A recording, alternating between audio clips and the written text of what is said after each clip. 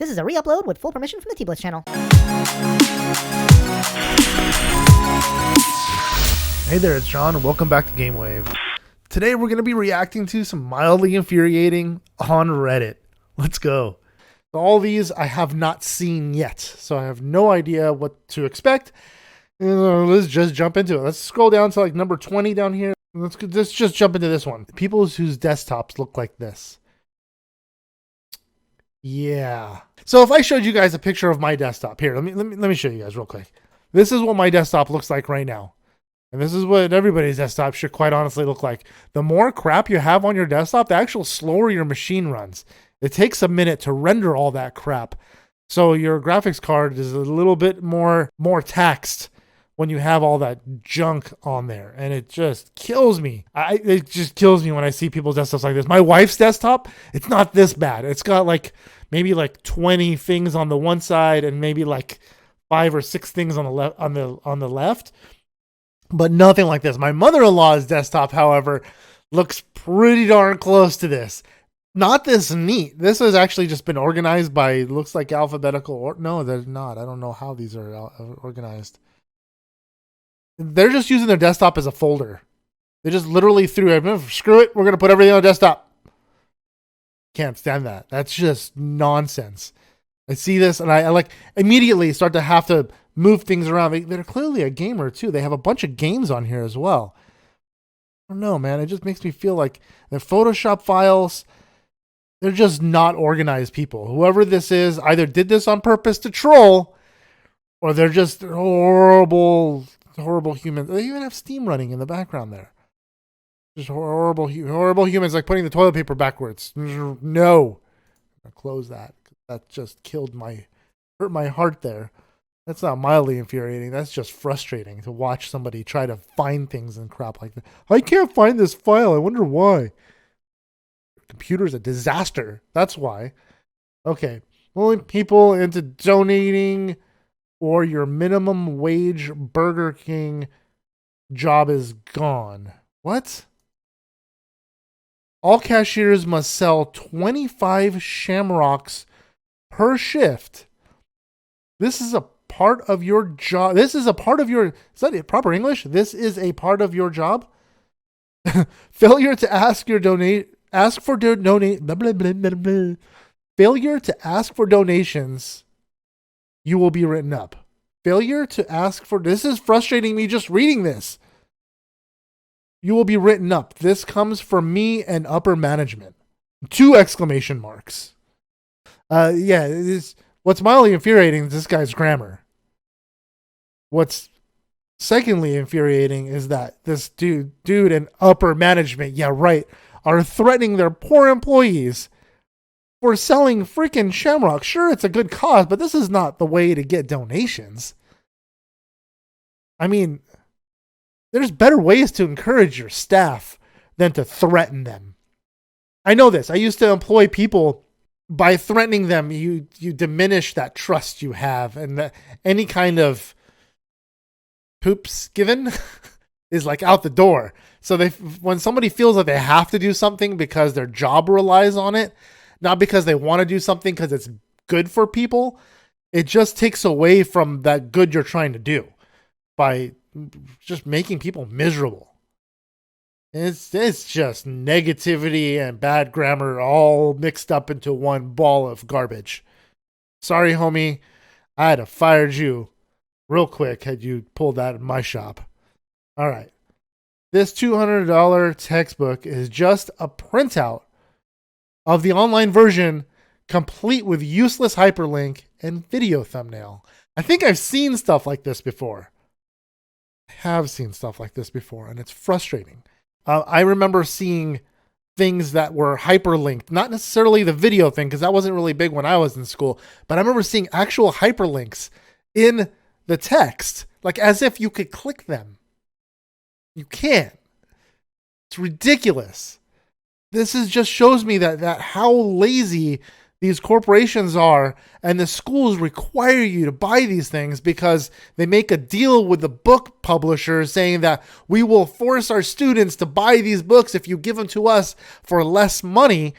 and we will sell more of them. So the school makes a buttload of money on them, and then the book manufacturer, the publisher, makes a buttload of money on them.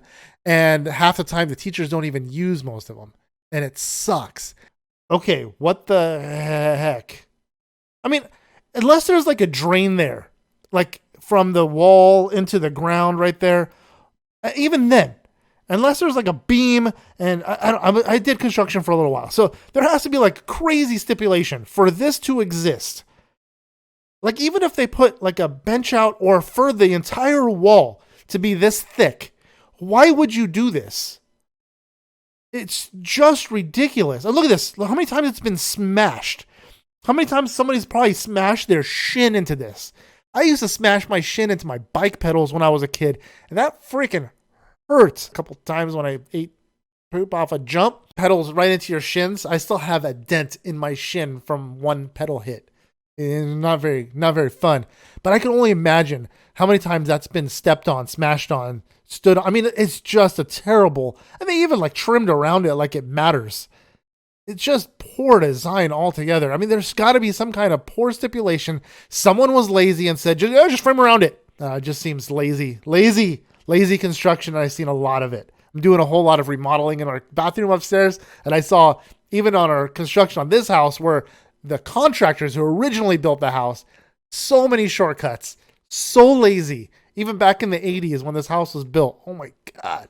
Everybody says that people took a lot more pride way back when.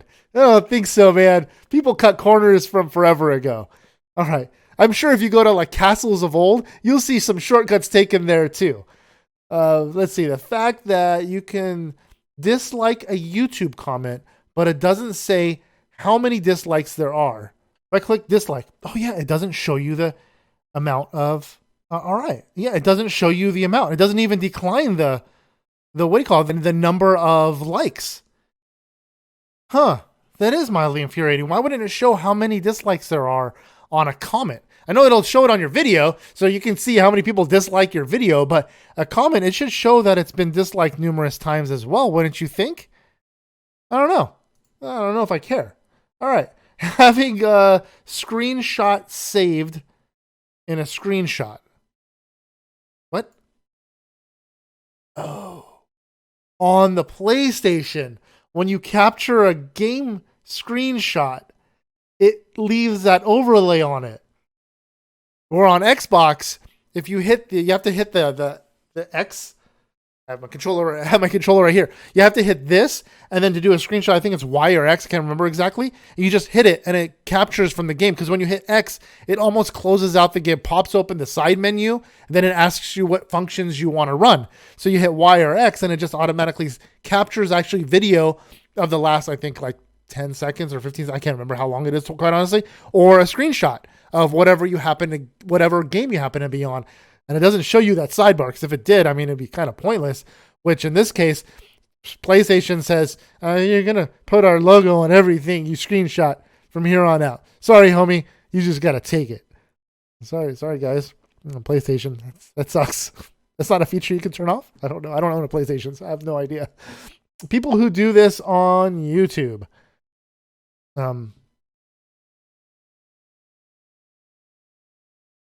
Next. This was on the official Snapchat oddly satisfying story. As an artist, this is the most disgustingly unsatisfying thing I've ever seen. So this was on the oddly satisfying post. This guy is criticizing it. What is it?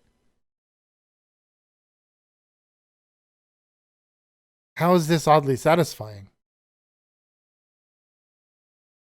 On the Snapchat oddly satisfying story. How is this oddly? This is cringy at best. And it's so beyond mildly infuriating. I'm like, if this is a child coloring this, I totally understand. Somebody who's still learning how to color within the lines and has not figured out shading yet, no problem. But if this is an adult, which it clearly might be, no, she's got pink fingernails. It could be an adult. I don't know. I've seen adults with pink fingernails. And it's beyond. No, not oddly satisfying whatsoever. It's, sorry, it's trash. Back pain remedy on the bottom shelf. Really? That's frustrating. That sucks. I mean, sorry for people that have back pain. I do too from every once in a while when I do like a lot of like heavy lifting or something. I throw out my back, but not to the point where I'm like, oh my God, I can't move. It just hurts. And I just take some painkillers and it's gone. But that sucks to put it there. It should be like up here. That just seems lazy. Lazy shelf stocking. No thought process behind that one. Oh well. People who keep editing their comment to say thank you. What? Do you like PS4 like Xbox? Comment. Thanks for. Oh my God. Oof. This is again? Bruh, I love PS4. Those bug me when I see them in real life, so they're bugging me now, and I just have to click off of it because it just bothers me for whatever reason. It's like somebody's really, really proud of themselves. Then they're getting likes on their comment, which is fantastic. It's great that you're getting likes on your comment, but comment has nothing to do with the video you're actually watching, is it? All right. 87 should be on the left. I know this is a ploy to get me to accidentally choose 89. What? Yeah. So gas stations, man, I don't understand why they do this. I know it's exactly that. It's got to be the ploy to get you to put it. They put it in out of order. They always put the 87, then the 89, and then we have 91 here in California. We don't have 93, but a lot of states have 93 octane. Point being is this is a scam for most gas stations. They'll put the 87 in the middle, so you accidentally smack the 89 to pay for more money on per gallon for the fuel. Because generally gas stations only make about 10 cents a gallon. The rest of it is actually cost of the gasoline. That's why they sell like snacks and stuff in the store. On the 89, they'll make like 11 or 12 cents a gallon. And on the 91, they'll make like 13 or 14 cents a gallon, sometimes more depending on the price jump. You'll see it. The gap is usually only about a dime, about 10 cents difference in fuel types, but sometimes it's 25 cents or 50 cents. And then that's when you'll notice that those gas stations are really, really ripping you off. These gas stations. I hate gas stations. I can't wait to buy an electric vehicle. One day, when I grow up, I'm going to buy an electric vehicle. I haven't grown up yet, though. So here we go. Next, my grandfather doesn't peel the plastic off of anything and won't let me peel it off. I'm about to have a heart attack. Yes! That bugs the crap out of me. My mom had this washer and dryer. Right? When it was brand new, it had the blue plastic. It wasn't even clear plastic on the instrument panel. It was a blue plastic on there. I'm like, can I peel this off? Because it's so satisfying. Brand new item, a phone screen or whatever it is. So satisfying to peel that plastic off. But when you leave it on for not even very long, like a year, 2 years, it bakes the crap on there. It's permanently part of the fixture now, especially something that gets hot, like a washer dryer or this Buzz TV thing right here. Most things that get warm, like a kind of a box that's got electricity that runs to it, like a cable box or a Roku or whatever it is, they get warm and that plastic will bake on permanently onto that device. So that really nice looking shiny thing is crummy and crappy looking in about 2 years because you didn't peel off the plastic to keep it looking new. Now it looks 10 times worse than it would have if you just peeled the freaking plastic off to begin with. It's so frustrating. So I kind of like lost track of my story there, but I went back to try to peel off this blue stuff off my mom's washer dryer and it chipped off just like this picture here. It chipped off to the point where it was just kind of cracked around the edges because it baked on there. And it was so frustrating. I couldn't get that crap off. And it drives me nuts when I see people, they have brand new monitors and they'll leave the edge plastic on the monitors, or they'll even leave the screen plastic on and it'll have like plastic like writing on there, like not safe for or to keep away from children or stuff like that. The warning will be on the corner and it'll stay there and they don't care. They're like, oh, it's protecting the screen. No, dude, you're ruining your screen over time because these screens, even though you can put your hand on them, they're not very warm. Over time, they do generate a little bit of heat, and that little bit of heat will bake that crap on your machine, or the sun will bake it on if you got a window nearby. Like I've got 2 windows right here. that would bake it on there, and it would never come off, and they would look 10 times crappier than they did if you had just peeled them off to begin with. And on the monitors, that's the one that drives me the most nuts, because it's not like you touch your screen, unless it's a touch screen like a laptop or something. So what's going to damage it if you pull the plastic off? Absolutely nothing. TVs too. Holy, it's beyond mildly infuriating. It's just flat out frustrating. Oh my God, I've seen so many TVs that have it on there. You don't touch your TV except for the power button or volume sometimes. Anyway, sorry, I digress. Well, you're not wrong. No job is so simple that it cannot be done wrong. It's not wrong, but I mean, you even chop that off, homie. All right. 75% required to pass this practice exam. Failed. Attempt 1 failed. 75% required pass. 76% correct. What? 1 hour exam. The dude or girl finished it in 42 minutes. And but it won't let him proceed. That's like software gore. I don't know if you guys have been to that subreddit. There's another subreddit called Software Gore, and like people that don't know how to program, especially web programming. So like I said earlier in this video, I used to program web pages way before all the automated stuff that was already out. I had to like hand code e-commerce stores from the ground up. So there weren't a whole lot of things that you can go and like go to Wix or something like that where you can go and create a website. None of that stuff existed when I first came out of school. So I had to go and program this stuff. And this is the type of thing that we would have to make sure that didn't happen, because you test this stuff before you put it out to the public. That's why it's called beta testing, right? When you go play a game that's in beta, it's beta because it's being tested. You're testing for failures. You're testing for bugs. So something like this doesn't happen. Good job, guys. You had one job. Make sure that thing worked. Giving the side eye. All right. I just got that. It's looking to the side. So we had a Q7. This is an Audi Q7. And we had the same exact car. Ours had the LED taillights converted from these taillights. So we had these taillights to begin with. So when you go and replace the bulbs, there's 2 wires back there. So you unpop the one that has the brake light in it, and the other one has the turn indicator in it. So if you pop them both out, you don't know which one goes into which hole. So if you pull them both out, you replace both bulbs, you can easily swap them, and that's what looks like what happened here. Is they swapped the bulbs and they put them in the wrong spot, or they did it on purpose just to troll the crap out of people, because that's pretty funny. I couldn't get my grass to grow, so I replaced it with a rock bed. 6 months later, and the grass is growing better than ever. What? You didn't put the underlayment on, dummy.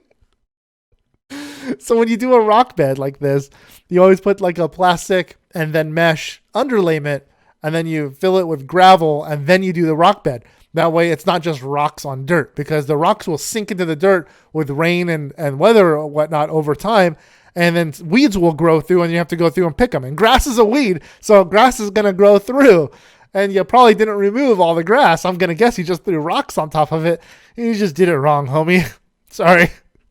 Spray some Roundup on it. You'll be fine. Life doesn't pay attention to what we already have when buying groceries. We forget too. I mean, come on. You can't. The toothpaste thing, I don't know. We have extra tubes of toothpaste, because we buy like the Costco pack of everything. So we have like extra like 3 or 4 tubes of toothpaste, but they're under the sink. And we only pull them out as we need them. And these look like the Costco packs, actually. They look exactly like the Costco toothpaste. I don't know about the small one. But why would you use one and then grab another one if you already had one? Like if you say you bought a new one. Oh crap, we already have one. Why would you open the new one? Why wouldn't you finish the last one before you open the next one? Unless they have 3 bathrooms and 3 people using the toothpaste. That makes sense then. Soy sauce, I think you have a fetish there, homie. My mother-in-law has this problem too with butter pickles. I don't know what butter pickles. I don't know. I like dill pickles. She buys these sweet butter flavored freaking pickles. They're disgusting. I tried one, about threw up. She has like 10 jars in her fridge because every time she goes to the store, she has to buy one. I don't know if it's like an impulse that she has to buy one. She feels she doesn't have them. I've never seen her eat one ever a day in my life. Me and my wife have been together for 2 decades now. I've never seen her eat one of these damn pickles, but she has all these pickle jars in her fridge. So I think it's more or less an impulse than it is, oh, I didn't check. And same with spices. I don't know about the cinnamon nonsense, but we have a few jars of the same thing because we thought we were out. We go, oh yeah, we're out of whatever it is, and we'd buy another one. Like I think we have like a pumpkin spice something. We have got like 3 of them. I don't know why. As far as the that goes, I don't know. I think you would know if you had 3 boxes of saltine crackers. Oh, we're totally out. The kids eat them all the time, and kids don't clearly eat them ever. She doesn't eat the part of the fry her fingers touched. So a germaphobe. There's the picture. She's just a germaphobe. That's all. I can't blame her.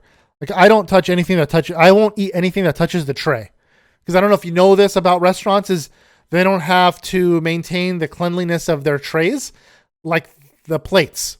Like that's why a lot of places use these paper things. The trays they'll throw through a washing machine, but there's no requirement for them to be sanitary. They just have to be clean. So they don't have to like if ketchup was on there, they're not going to serve it to you with ketchup on there, but they don't have to clean them as thoroughly as they would have to a plate or a fork or a knife. They could just have to rinse them really. So anything that touches the tray to me is garbage. Even if it's brand new freaking food, I won't touch it. I'll throw that on the side. It's not going to get eaten. My kids know this too. You might as well have eaten right off the table. It's that gross. And tables aren't sanitary either. If you guys think that the tables that they're cleaning with those rags that they've been wiping things with all day long are clean, you are sadly mistaken, my friend. Those tables are disgusting. The tables, the trays, not sanitary enough to warrant eating off of. That's just freaking gross. Yeah. So she's just a germaphobe. She should have cleaned her hands first and she'd be fine. Or maybe she wouldn't be. Maybe she's just a germaphobe. Who knows? I don't blame her. I have some germophobic issues too, but not that far. All right. UPS doing what they do best. Delivery? I understand how receiving a package in that condition can be upsetting. We can report it on our end and have feedback provided. Message us the UPS tracking number. Nah. Tell me how you bent. It's a door. Tell me how you bend a freaking door.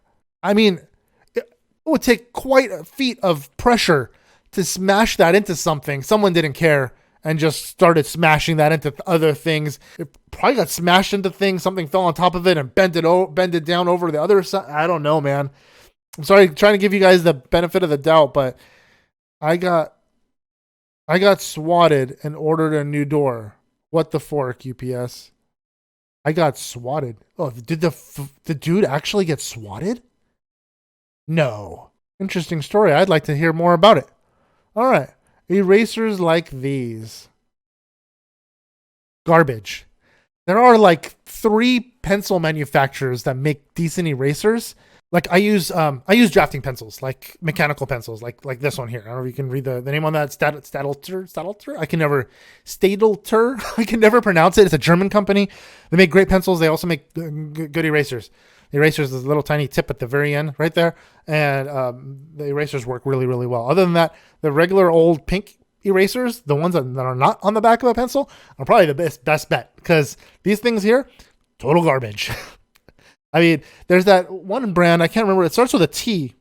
You guys let me know in the comment section below, because I can't remember the name of it, but it starts with a T. They have a decent eraser on the back of their pencils, but then it looks like that's garbage. Yeah, that's what they do. They kind of just smear the pencil and tear the paper, because it's like sandpaper, basically. The erasers are made like out of like really coarse materials and just destroy the paper. You might as well not have erased it to begin with. Yeah, it's terrible. And the top post of the month. This is about to grind my gears. All right, black, Asian, straight. The person who originally made this format and didn't capitalize the I's.